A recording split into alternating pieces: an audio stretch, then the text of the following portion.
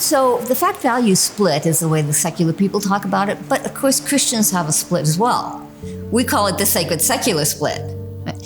And that's our way of saying, for many Christians, we kind of limit Christianity to the sacred realm of church and worship and Bible study and prayer meetings. But we often don't really understand how it applies to the world of our jobs, the world of politics, economics, even our leisure activity. Christians don't look much different from non-Christians, in the way they spend their free time. So we have this sacred secular split that's endemic in the Christian world. And to illustrate, let me give you a few examples. The PBS put out an 8-part series called Evolution. And I went on their website to learn more about it, and they had a page that was a statement by 2 Christian college students on why, as Christians, they could accept evolution. And this is what they said. They said, science deals with the realm of cells and facts. Religion with the realm of value and meaning.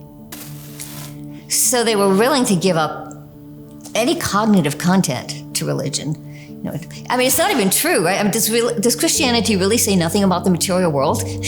How about the origin of the world and the origin of humanity and the origin of life and events in history like the Exodus or the resurrection? What makes Christianity distinctive? It is rooted in the material world, in the world God created. But these Christian college students were willing to give up any connection to the real world to say, no, it's just about value and meaning. Do you see they've even used the language of the fact-value split? One more example. This is the starkest example I have seen, and it was from an article written by a young woman who had recently graduated from a Christian high school. And she described the first day of her theology class. And she said, the theology teacher drew a heart on one side of the blackboard and a brain on the other side. And he informed us that the two are as divided as the 2 sides of the blackboard.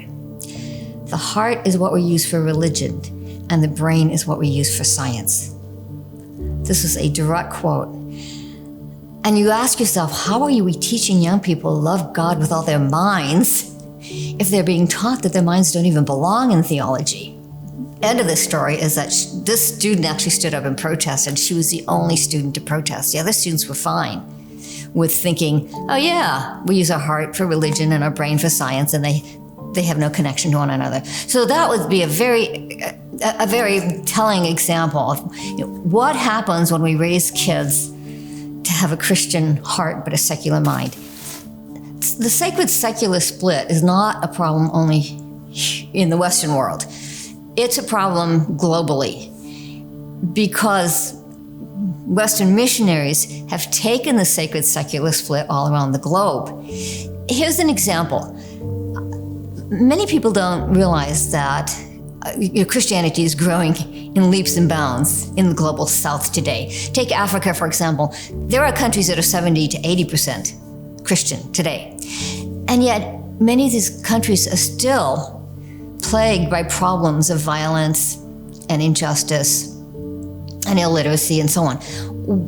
Why doesn't Christianity have a greater impact?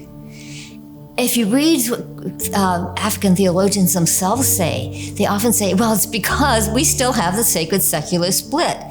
Let me read you one African theologian.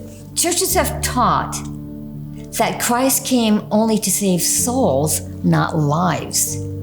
And therefore, large churches have been built, and thousands of people go to church every Sunday.